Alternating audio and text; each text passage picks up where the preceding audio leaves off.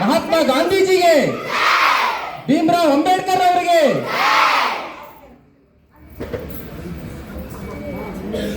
ಇವತ್ತು ನಾವು 77ನೇ ವರ್ಷದ ಗಣರಾಜ್ಯೋತ್ಸವವನ್ನು ಆಚರಣೆ ಮಾಡ್ತಾ ಇದ್ದೇವೆ ಅಲ್ವಾ. ಈ ಗಣರಾಜ್ಯೋತ್ಸವನ್ನ ಯಾಕೆ ಆಚರಣೆ ಮಾಡ್ತೇವೆ ಗೊತ್ತಾ ನಿಮ್ಗೆ? ಏನಕ್ಕೆ ಹೇಳಿ ನೋಡೋಣ. ಸಂವಿಧಾನವನ್ನ ಯಾರು ನಮ್ಮ ಡಾಕ್ಟರ್ ಭೀಮರಾವ್ ಅಂಬೇಡ್ಕರ್ ಅವರು ಸಂವಿಧಾನವನ್ನ ರಚಿಸಿ ಎಷ್ಟು ವರ್ಷ ರಚಿಸಿದ್ರು ಗೊತ್ತಾ? 2 ವರ್ಷ 11 ತಿಂಗಳು 18 ದಿನ ತಗೊಂಡಿದ್ದು ಸಮಯ. ನೀವು ಒಂದೊಂದು ವರ್ಷಕ್ಕೆ ಒಂದೊಂದು ಎಕ್ಸಾಮ್ ಬರೆದು ಮುಂದೆ ಹೋಗ್ತಿರಲ್ವಾ? 2 ವರ್ಷ 11 ತಿಂಗಳು 18 ದಿವಸ ತೆಗೆದುಕೊಂಡು ಅವರು ಸಂವಿಧಾನವನ್ನ ಬರೆದ್ರು. ಏನಿದೆ ನಮ್ಮ ಸಂವಿಧಾನದಲ್ಲಿ? ಯಾವುದು ಒಳ್ಳೆಯದು, ಯಾವುದು ಕೆಟ್ಟದ್ದು, ಯಾವುದನ್ನ ಮಾಡಬೇಕು, ಯಾವುದನ್ನ ಮಾಡಬಾರದು ಅನ್ನೋದನ್ನ ನಾವು ಸಂವಿಧಾನ ಅಂತ ಹೇಳ್ತೇವೆ ಅಲ್ವಾ. ಎಲ್ಲರಿಗೂ ಅದು ಮಾರ್ಗಸೂಚಿ ಅಲ್ವಾ. ದೊಡ್ಡವರಿರ್ಬೋದು, ಚಿಕ್ಕವರಿರ್ಬೋದು, ನಿಮ್ಗಿರ್ಬೋದು, ಶಾಲೆ ಟೀಚರ್ಸ್ಗಳಿರ್ಬೋದು, ಎಲ್ಲರಿಗೂ ಮಾರ್ಗಸೂಚಿಯಾಗಿ ಅದನ್ನ ಸಂವಿಧಾನವನ್ನು ಅಳವಡಿಸ್ಕೊಟ್ಟಿದ್ದಾರೆ. ಅದರ ಸವಿನೆನಪಿಗಾಗಿ ನಾವು 26 ಜನವರಿ ಪ್ರತಿ ವರ್ಷ ಅಲ್ವಾ ನಾವು ಗಣರಾಜ್ಯೋತ್ಸವವನ್ನ ಆಚರಣೆ ಮಾಡ್ತೇನೆ. ನೋಡಿ, ಈ ಸಂದರ್ಭದಲ್ಲಿ ನಾನು ನಿಮಗೆ ಒಂದು ಪುಟಾಣಿ ಕಥೆಯನ್ನ ಮೂಲಕ ಹೇಳಿ ನಿಮಗೆ ಮನ ಮುಟ್ಟುವ ಹಾಗೆ ಮಾಡಬೇಕು ಅಂತ ಪ್ರಯತ್ನ ಪಡ್ತಾ ಇದ್ದೇನೆ. ನೋಡಿ, ಒಂದು ಊರಲ್ಲಿ ಇದೇ ತರ ಒಂದು ಪುಟಾಣಿ ಮಗು ಇತ್ತಂತೆ. ಆ ಮಗು ಏನ್ ಮಾಡ್ತಿತ್ತು? ದಿನ ಏನಾದ್ರೂ ಪೆನ್ಸಿಲ್ಲು ಪೆನ್ನು ಕತ್ಕೊಂಡು ಹೋಗ್ತಾ ಇತ್ತಂತೆ ಮನೆಯಿಂದ ಅಲ್ವಾ. ಆಗ ಮನೆಗೆ ಹೋದಾಗ ಅಮ್ಮ ಏನ್ ಮಾಡ್ತಿದ್ದಂತೆ, ಅಯ್ಯೋ ಇದೇನೋ ಕತ್ಕೊಂಡ್ಬಿಟ್ಟಿದ್ಯಾ ಯಾಕೋ ಅಂತ 1 ದಿವಸ 2 ದಿವಸ ಹಿಂಗೆ ಅಂದ್ರಂತೆ. ಆಮೇಲೆ ಟೀಚರ್ಸ್ ಕರೆದ್ರಂತೆ. ಈಗ ನಿಮ್ಗೆ ಶಾಲೆಯಲ್ಲಿ ಶಿಕ್ಷಕರು ಇರ್ತಾರಲ್ವಾ, ಎಲ್ಲರೂ ಕರೆದ್ರಂತೆ. ಅವ್ರ ಅಪ್ಪ ಪೇರೆಂಟ್ಸ್ ಎಲ್ಲಾದ್ರೂ ಅಮ್ಮನ್ನ ಕರೆಸಿದ್ರಂತೆ.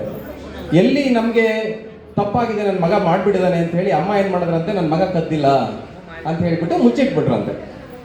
ಆಮೇಲೆ ಏನಾಯ್ತು, ಮಗು ಅದೇ ತರ ದಿನ ಪ್ರತಿದಿನ ಏನ್ ಮಾಡ್ತು, ಏನಾದ್ರೂ ಬೇರೆ ಕದಿಯೋದು, ಪುಸ್ತಕ ಒಂದ್ ದಿವಸ ಪೆನ್ಸಿಲ್, ಒಂದು ಬಾಕ್ಸ್ ಎಲ್ಲ ಕದಿಯಕ್ಕೆ ಶುರು ಮಾಡ್ತದ. ಅವ್ರಮ್ಮ ಏನು ಹೇಳಿಲ್ಲ, ಯಾಕೆಂದ್ರೆ ಯಾರಿಗಾದ್ರೂ ಹೇಳ್ಬಿಟ್ರೆ ತಪ್ಪಾಗ್ಬಿಡ್ತದೆ, ನನಗೆ ಗೊತ್ತಾಗ್ಬಿಡ್ತದೆ ಅಂತ ಹೇಳಿ. ಅದರಿಂದ ಏನಾಯ್ತು, ಅವನು ದೊಡ್ಡನಾದ್ಮೇಲೆ ದೊಡ್ಡ ಕಳ್ಳ ಆದ. ಸಖತ್ತು ಎಲ್ಲ ಚಿನ್ನ ಕದಿಯೋದು, ಅದು ಕದಿಯೋದು, ಇದು ಕದಿಯೋದು ಎಲ್ಲ ಮಾಡ್ದ ಅಲ್ವಾ.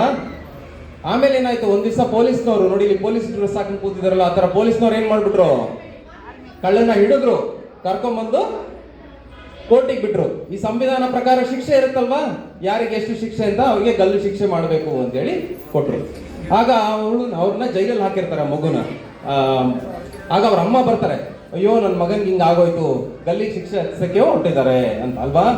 ಆಗ ಅಳ್ತಾ ಇರತ್ತೆ ಅಮ್ಮ. ಅದಕ್ಕೆ ಅವನ ಮಗ ಹೇಳ್ತಾನೆ, ಅಳ್ಬೇಡ ಅಮ್ಮ, ನೀನು ನಾನು ಚಿಕ್ಕವನಿದ್ದಾಗ ನಾನು ಒಂದು ತಪ್ಪು ಮಾಡಿದ್ದೆ, ಒಂದು ಸಣ್ಣ ಕದಿಯೋದನ್ನ ಒಂದು ರಬ್ಬರು ಪೆನ್ಸಿಲ್ ಕದ್ದಾಗ ನೀನನ್ನ ತಿದ್ದಿಲ್ಲ, ಬೈಲಿಲ್ಲ, ಕದಿಬೇಡ ಅಂತ ಹೇಳಲಿಲ್ಲ. ಅವತ್ತೇ ನನಗೆ ಶಿಕ್ಷೆ ಕೊಟ್ಟು ನೀನು ನನಗೆ ಪನಿಷ್ಮೆಂಟ್ ಕೊಟ್ಟು ಕದಿಬೇಡ ಅಂತ ಹೇಳಿದ್ರೆ ನಾನು ಇಷ್ಟೊತ್ತಿಗೆ ಕಳ್ಳ ಆಗ್ತಿರ್ಲಿಲ್ಲ, ಈ ದಿನ ನೋಡ್ಬೇಕಾಗಿರ್ಲಿಲ್ಲ ಅಂತ. ಅದರಿಂದ ನೀವೇನ್ ಕಲ್ತಿದ್ದು, ಗಿಡವಾಗಿ ಬಗ್ಗದ್ದು ಮರವಾಗಿ ಬಗ್ಗೀತೆ ಅಂತ. ಅಂದ್ರೆ ಚಿಕ್ಕವರಿದ್ದಾಗ್ಲೇನೆ ನೀವು ಒಳ್ಳೆ ಗುಣಗಳನ್ನ ಅಳವಡಿಸ್ಕೋಬೇಕು ಅಲ್ವಾ. ನಿಮ್ ಜೀವನದಲ್ಲಿ ಬಹಳಷ್ಟು ಬಾರಿ ಈ 2 ಆಯ್ಕೆಗಳು ಇರ್ತವೆ. ಒಂದು ಸತ್ಯದ ದಾರಿ, ಒಂದು ಸುಳ್ಳಿನ ದಾರಿ ಅಲ್ವಾ. ಯಾವಾಗ್ಲೂ ನೀವು ಸತ್ಯ ಪರವಾಗಿ ನಿಲ್ಬೇಕು ಅಲ್ವಾ. ಅದ್ರ ನಿಮ್ಮ ಫ್ರೆಂಡ್ಸ್ ಇರ್ಬೋದು, ನಿಮ್ಮ ಅಪ್ಪ ಇರ್ಬೋದು, ಅಮ್ಮ ಇರ್ಬೋದು, ಇಲ್ಲ ನಿಮ್ಮ ಕ್ಲೋಸ್ ರಿಲೇಷನ್ ಇರ್ಬೋದು, ಸತ್ಯದ ಪರವಾಗಿ ನಿಂತ್ರೆ ಯಾವಾಗ್ಲೂ ಜಯ ಇರ್ತದೆ.